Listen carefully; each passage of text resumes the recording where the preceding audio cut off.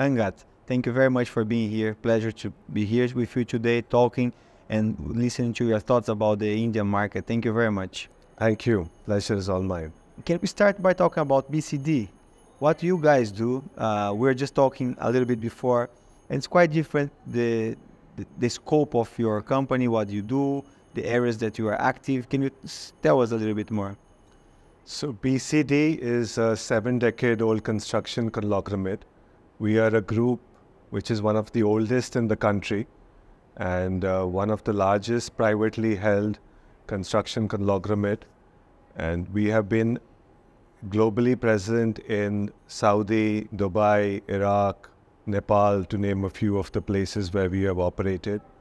We're a pan-India company, and I can proudly say that we're one of the only few zero-debt organizations.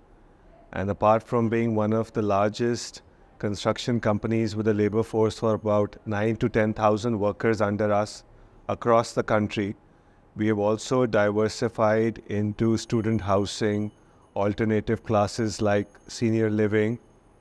And today, in terms of our development portfolio, we are developing certain marquee assets, what we call as affordable homes, luxury homes for the affordable segment. We are doing work from home concept, which is a concept device that we are making homes with, your working spaces across the corridor, or duplex where you have your own study above your own living areas. That's a post-COVID product of ours.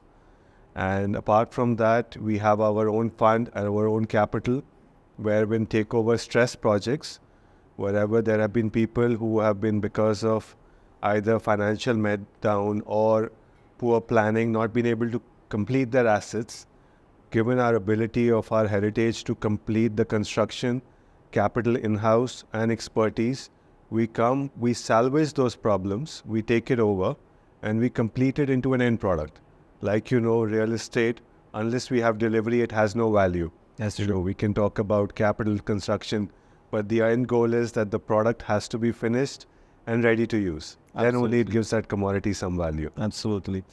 As you look into different asset classes and different markets as well, in terms of asset classes and markets, where are the best opportunities? So India, per se, if we talk about, has been a generic development for the past 2 decades, but the customer taste and demands have evolved over a period of time. How the country has grown, people are asking for more specialized product.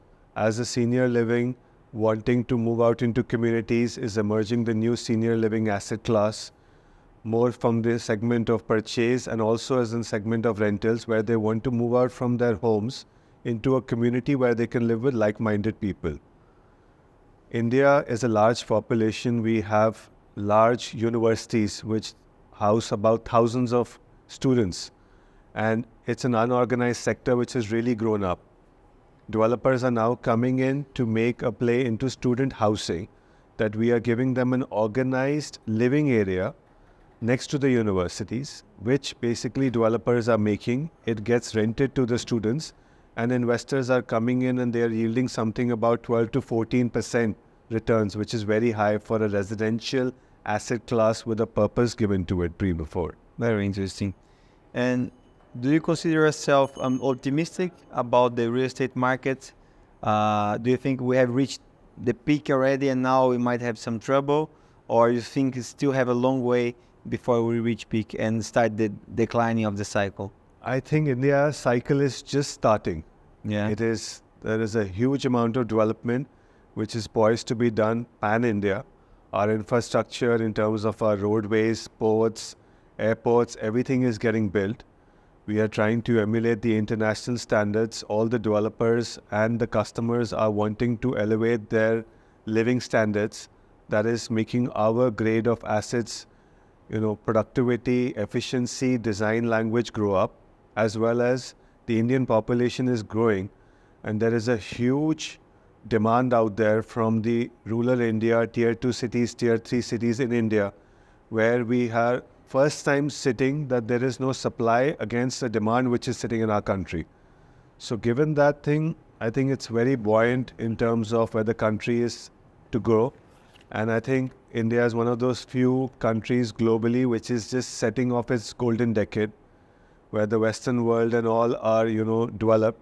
India's decade of development has just, I think, started around the curve. You're very young, but you have been dealing with a lot of responsibility, and a lot of our audience, or some of our audience, for these interviews are young professionals that are starting their career in real estate. If you had to give them a piece of advice, what would that be? So two things which I see, construction and real estate globally in India are big contributors to the country's GDP. People only focus on multinational companies, IT, joining companies in terms of established industries. But the younger population is yet to take this industry very seriously as an, industry here and globally. So they don't come in trained to join this industry. They do it in terms of a very fewer numbers, but the contribution of this industry in the overall development of nations and countries is very large. So we see this becoming an organized sector over a period of time. And what I call as diversity and inclusion, I see women, other communities, a lot of them to join us in terms of our environment. Like I can joke, real estate is a male-centric boys' club.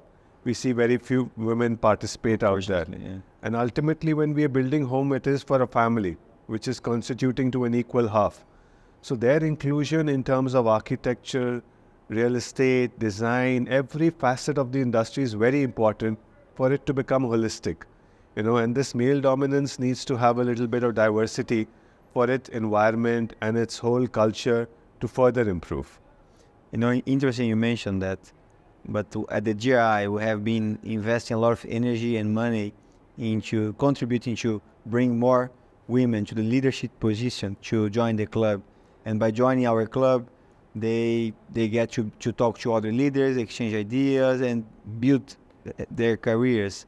It's a very important point. It's very important, but even if you see as a consumer side of it, be it the workspaces, be it the homes which are being built, they're equivalent recipients to it. So if they contribute in terms of advising what has to be built in terms of a product, apart from the commercial angle to it, a home is not only a arithmetic product or a financial product, it's a need more than a want, I would say. Very good. And then when you personalize it with terms of giving it a lifestyle, in terms of a home touch to it, I think overall everything of that aspect will develop in terms of the design, in terms of the planning, in terms of the areas, in terms of the amenities. So it'll get all customized. And if you're building the right product today, then there is always a demand for it out there to consume it. Earlier, previous decades was real estate was built as a financial instrument or more of an investment strategy, more of an P&L play. But I think going forward, it is now post-COVID, people have realized that owning an asset is a very important need in their lives. They just don't want to be reliant on rentals, online, and staying in somebody else's. So the feeling of ownership, the feeling of belonging is something which has come off as a desire, which is also contributing a very high segment of residential real estate purchase. Absolutely. A final question. You explained me that you don't leverage yourself, you work with your own capital, but are you open to do some of the projects in partnership, to have another private equity fund or international group that would enter with you? Do you do that? So broadly, we were one of the largest B2B construction companies with a large labor force. It is past 5 years. We have converted from B2B to B2C, and we have close to about 8,000 homes we have delivered by ourselves. And now is the time we are looking at strategic alliances with investors and people with common thought process to build a larger country here and a larger development overseas, because we feel that the back end is all provided by us. But if we are not able to partner, we'll not be able to achieve a larger goal, which is a development of a larger nation here and overseas. So we are at this moment very excited to partner with like-minded people to achieve, larger visions for not only us, but for the whole community as a whole, nations as a whole. Perfect. Angad, thank you very much. Very good speaking to you. Pleasure.